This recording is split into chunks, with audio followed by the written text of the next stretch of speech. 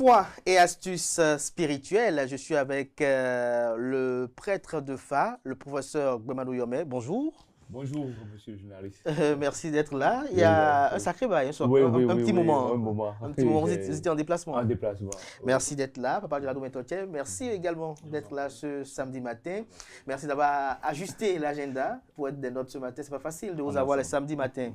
Les samedis matins, vous avez beaucoup de patients à guérir, souvent. Ils sont pleins là. Ils sont pleins, ils attendent. Merci de choisir le canevas d'information, de la bonne information à nos amis internautes sur Isaïe TV. Alors, ce jour, la thématique, elle est la suivante. Quelles pourraient être les causes et les conséquences des propos maléfiques des parents sur leurs enfants? Papa Gérardo, cette thématique d'entrée de jeu, dites-nous, qu'est-ce qu'elle vous inspire? Alors, merci beaucoup, monsieur Achiro. Les causes et les conséquences que pourrait apporter le fait de dire de mauvaises choses sur ses propres enfants. Alors, je tiens à dire que nous pouvons catégoriser cela en deux choses. La première chose, c'est les malédictions, les paroles incantatoires que les parents disent sur leurs enfants et qui détruisent la plupart de ces enfants. Et de l'autre côté aussi, c'est la positivité dans ces paroles aussi. Imaginez que vous soyez avec, que votre enfant vous fasse quelque chose de bien et que là, un matin, vous lui dites, mon enfant, je te bénis au nom de, tu m'as fait telle chose, ça m'a vraiment apporté de la joie et tout ça là. Dans un autre cas, c'est toujours concernant le comportement de ces enfants qui amène ses parents à dire des mauvaises choses. Un parent qui a gardé ses enfants jusqu'à ce que cet enfant ait un âge donné, vient du jour au lendemain manquer de respect à ses parents, insulter ses enfants, ou bien ne pas porter d'attention à ses parents. Je pense qu'il y a certains parents qui s'énervent et commencent à dire certaines choses de façon diabolique, si je peux m'exprimer ainsi, dans le langage. Il y a des parents qu'on voit voilà. quand même se déchaîner. Se déchaîner, voilà, tu es maudit, tu n'auras jamais d'avancement, tu ne vas. Bon, je pense que c'est la colère qui est à la base de cela, la colère et la bonne ambiance que l'enfant amène aux parents. Et là, c'est la positivité dans les paroles. Et de l'autre côté, la méchanceté, c'est-à-dire l'impolitesse et d'autres caractères qui sont en déphasage avec le parent n'a pas aimé.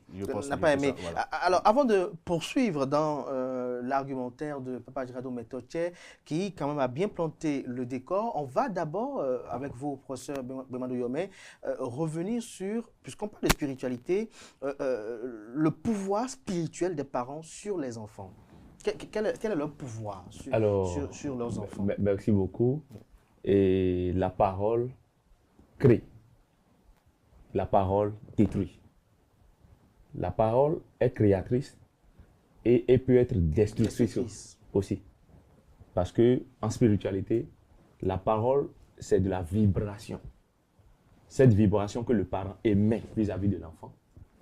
Et donc cet enfant maintenant reçoit en retour ce choc, l'enregistre.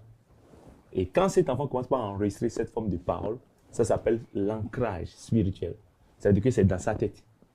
Et donc, qu'il veuille ou qu'il ne veuille pas, ça va toujours travailler avec cet enfant-là.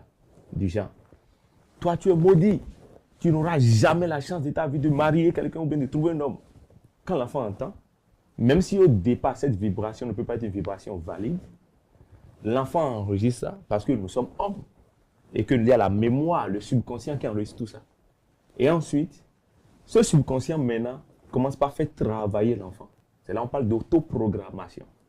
Et donc en même temps, même devant des situations où tout le monde peut échouer, il suffit seulement qu'il y ait cet échec vis-à-vis des situations. Il va se dire, ah, on me l'avait déjà dit. Et c'est dangereux.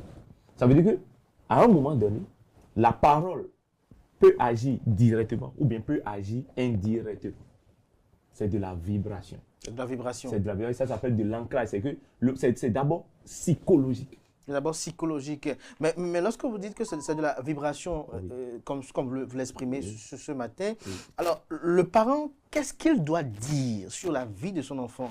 Lorsque, par exemple, parfois, l'enfant l'énerve, quelle doit être l'attitude du parent? Pour rebondir sur ce que mon cher collègue a dit, et Papa Gérardo a dit, si c'est que le parent est fâché vis-à-vis d'un comportement d'un enfant, le parent peut dire, écoute Jean, si tu n'arrêtes pas, je vais me fâcher contre toi. Ça, c'est une manière de manifester sa colère.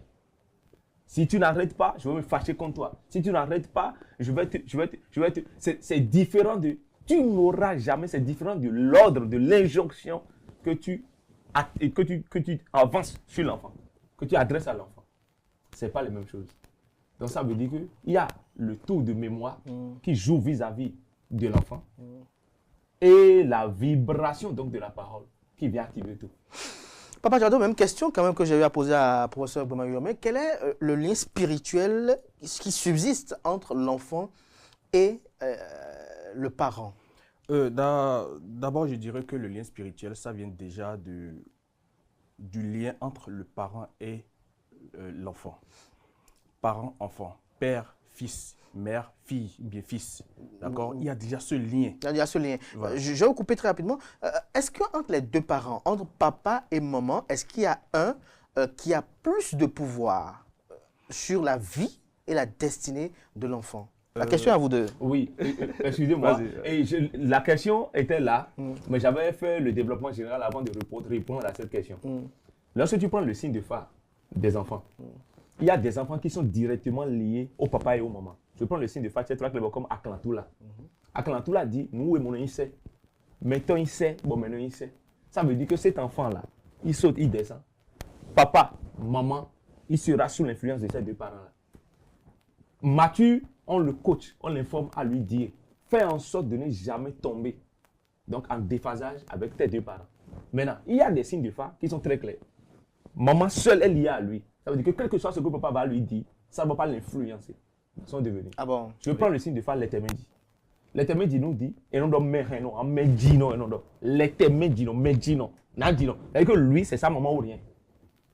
Et à côté, il y a aussi des signes de phare qui interdisent catégoriquement à la personne de mettre pied dans sa maison maternelle. Papa Jado Metoche, qui est quand même haut dignitaire de culte trompe à la FIA. Alors, à votre niveau, qui est plus prépondérant dans la vie et la destinée de l'enfant? La maman ou c'est le papa? Sur cette question-là, beaucoup de personnes... Il y a beaucoup de théories. Il y a beaucoup de théories, voilà.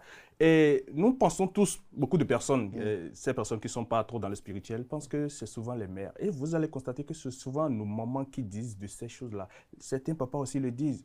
Mais comme vient de le dire le professeur Bomayome, il y a certaines mères qui vous maudissent du jour au lendemain. C'est-à-dire, chaque jour que Dieu fait là, elles arrivent à vous maudire, mais vous avancez. C'est relatif à à la réceptivité de chaque personne, c'est-à-dire à quelle est votre compatibilité spirituelle avec votre père ou bien votre mère. Il y a d'autres, les deux parents là, ils vous ont seulement mis au monde, mais quelles que soient les malédictions qu'ils vont vous apporter, ça ne va pas agir sur votre vie. Il y a d'autres, c'est la maman, elle dit, paf, vous avez les inconvénients. Il y a d'autres, c'est le papa. Donc c'est relatif. C'est relatif. C'est relatif à ce niveau-là, mais j'ai une question à vous poser. Comment celui qui peut-être, vous savez très bien qu'il y a des gens qui ont souvent des différends avec les parents. Parfois, ces différends-là puisent la légitimité de peut-être le fait que papa et maman sont séparés, qu'après, il n'y a pas une bonne gestion de la suite, notamment la garde de l'enfant, l'éducation de l'enfant et son suivi, ce qui fait que peut-être l'enfant n'a pas été nourri à l'amour, à la source de l'amour parental, ce qui fait que parfois, il y a une dichotomie qui s'installe. Alors, ces enfants-là, que les parents parfois maudissent ou disent des insanités sur eux en raison de cette incompréhension qui s'installe, comment l'enfant, il arrive à se soustraire de l'effectivité de ces malédictions qui proviennent soit du ventre dans lequel il est resté pendant 8 ou 9 mois, ou soit du sperme qu'il a fait venir au monde, du détenteur du sperme qu'il a fait venir au monde, si vous le dire ainsi. Vous savez, lorsqu'on parle de la spiritualité, c'est tout un autre monde. Je reviens toujours sur ce que le professeur Bomayome a dit. Vous pouvez être tout le temps, c'est-à-dire vous pouvez être élevé par votre mère, et que lorsque vous devenez grand, vous avez l'argent et tout ça là, votre père est finalement revenu plutôt dans votre vie pour s'imposer en tant que père ou bien en titre de reconnaissance et tout ça là. Vous n'avez pas grandi avec vos deux parents. Le papa se fâche et commence à dire certaines choses. Ça peut agir sur vous. D'accord? Ce n'est pas parce que votre maman vous a gardé, ou soit que le couple était déjà disloqué, ou bien que c'est votre papa vous a gardé, que obligatoirement, l'autre qui a déjà fait plus de 10 ans, 20 ans sans vous voir, s'il vient, il dit certaines... je ne sais pas si vous comprenez. Vous allez voir certaines personnes dire certaines choses alors qu'ils n'étaient pas présents dans votre vie. Ils le disent, ça s'accomplit dans votre vie. C'est effectif. Donc, c'est toujours relatif, c'est-à-dire à votre connais-toi toi-même. D'accord? Le connais-toi toi-même, ça passe déjà par l'initiation, se connaître. Et quel est le lien spirituel que vous avez envers votre père et votre mère?